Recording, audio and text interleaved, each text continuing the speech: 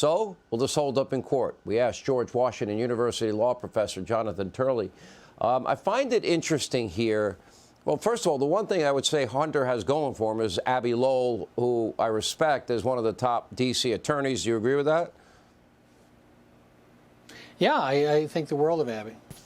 All right. So my question is, to me, it seems very clever that they went after the IRS, not the whistleblowers individually. Now, is there a legal reason for that? Because I would think that if I'm one of the lawyers for the whistleblowers, they go after my guy, I'm probably going to want discovery on Hunter Biden, which would not work out well for him, would it?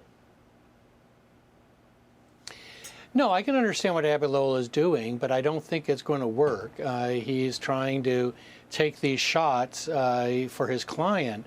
But under the federal law, the committee is allowed to make public tax information. In fact, the Senate report supporting this law goes into that public disclosure power. Here, the committee invited the two whistleblowers to a public hearing because they believed that this information should be made public.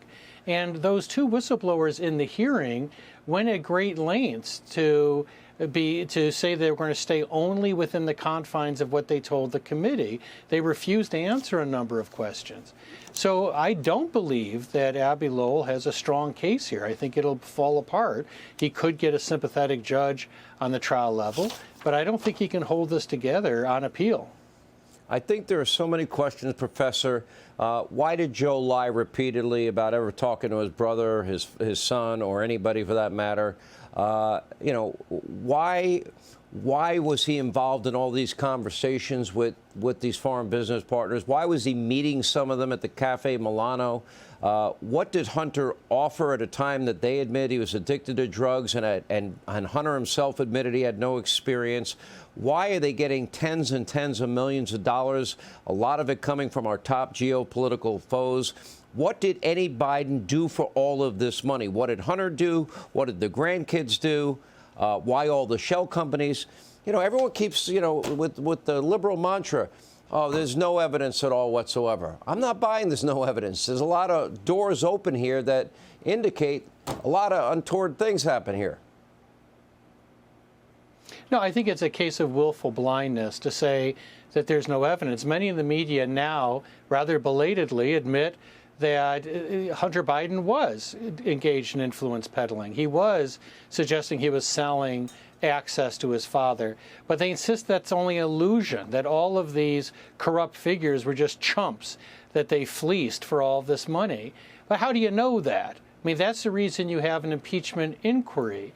And instead of revealing information that could clear up this information, the White House and Hunter Biden are resisting these efforts. And that's why an impeachment inquiry is so important.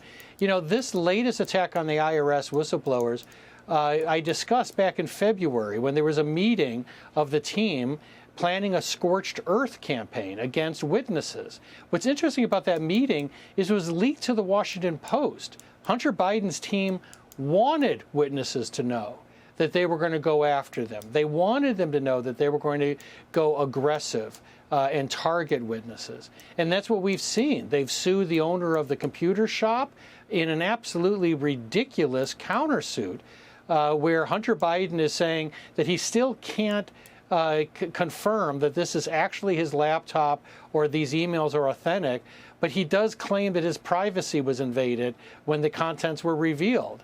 Well, how does that work? So these are all efforts to attack witnesses, to draw them out financially, expose them to litigation. But it's not going to work.